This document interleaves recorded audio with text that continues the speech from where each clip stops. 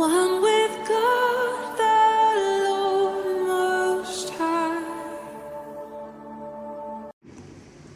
Hi! What a wonderful day once again, my dear friends. For today, I would like to share this topic about salt. We have to know the sources of salt and how to cut back. Adults should eat less than 6 grams of salt each day. That's about 1 teaspoon. This includes the salt that's contained within ready-made foods like bread, as well as the salt you are using during cooking and at the table. Children should eat less salt than adults, according to their age. High blood pressure is a major risk factor for cardiovascular diseases. So, lowering blood pressure by reducing sodium intake can also lower your risk for heart attack and stroke. Much is too much? Check the labels. Most of the sodium we get is from packaged and processed foods. So, make it a habit to read nutrition facts labels. Look for foods that have less than 120 milligrams of sodium per serving. Double check the serving size. If you eat more than this amount, you'll get more sodium too. Read the ingredients. Sodium isn't always listed as salt on a food package. Other words to look out for include saline, sodium benzoate, sodium bicarbonate or baking soda, sodium chloride, sodium nitrate, and monosodium glutamate or MSG. The closer an item is to the front of the list, the more that food contains. Frozen meals.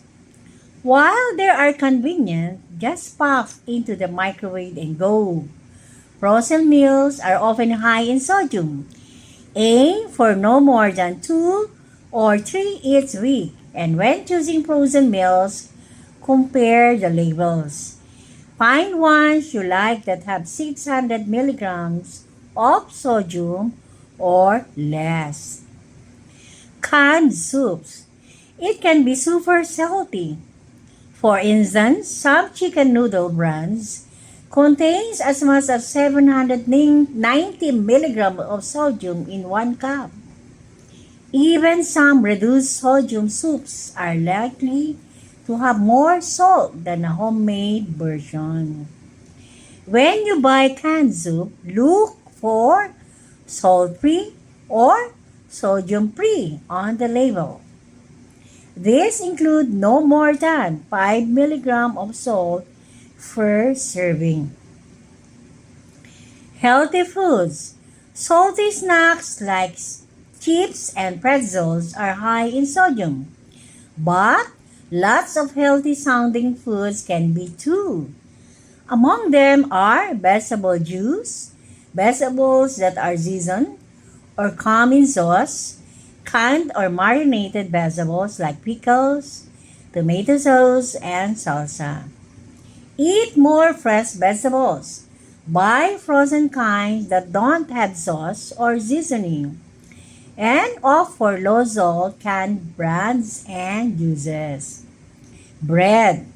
They might not taste salty, but breads are often very high in sodium.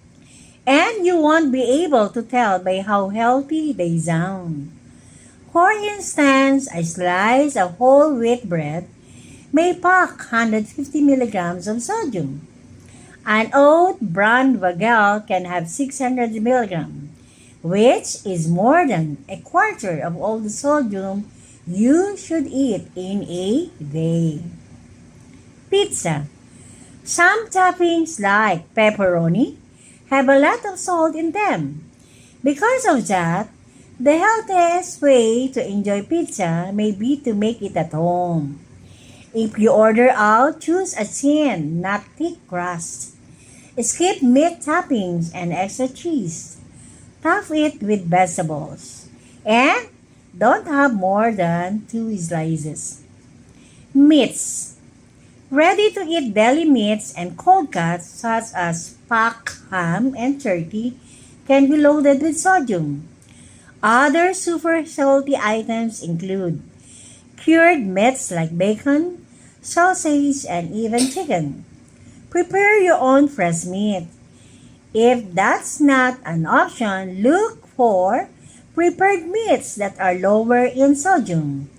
And when you buy poultry, check the label to make sure a salt solution or broth was not added. Cheese. Processed cheese and very hard cheese like cheddar are high in sodium. So and cottage cheese is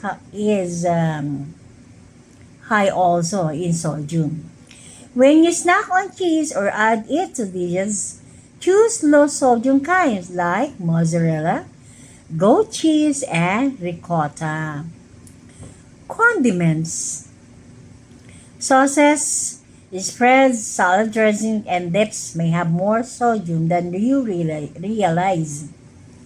For instance, 1 tablespoon of ketchup has 154 milligrams. The same amount of soy sauce contains 1,000 milligrams, and most people use more than that. Switch to condiments that are labeled salt-free or low sodium and keep an eye on how much you use. Be mindful of menus. When you eat out, avoid foods that the menu or waiter describes as pickled, brine, cured, smoked, or barbecued because they are likely high in sodium. Instead, look for a dish that is steamed, grilled, baked, roasted, or poached. Flavor your food without salt. When you cook at home, it's alright to leave salt out of a recipe. The exception, of course, is when baking with yeast. Instead, load up on fresh herbs, plenty of spices, garlic, and onions instead of a salt on your table.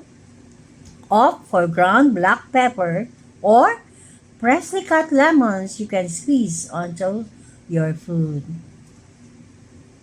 Be careful with salt substitutes. Salt substitute swaps out sodium chloride for potassium chloride. You won't taste the difference, but talk with your doctor before you try one. These products boost your potassium, which can be harmful if you have high blood pressure, diabetes, or liver or kidney disease.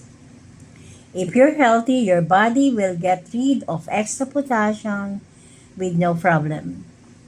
Fake salts can also keep some prescribed drugs from working as well as they should.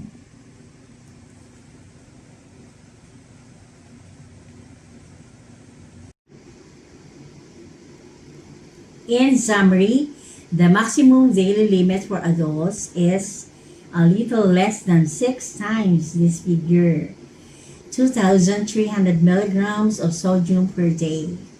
Children need much less sodium.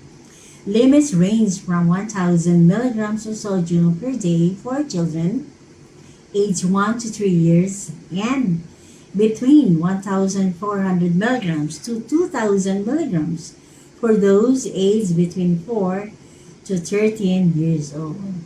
So, you have to eat more of fruits and vegetables and limit your intake of processed meats and avoid using condiments. That's all for today and see you in my next vlog. Hi! Thank you for watching my vlog. Don't forget to like, share, subscribe, and click the notification below. For more updates and for more upcoming videos, see me in my next vlog. God bless you all.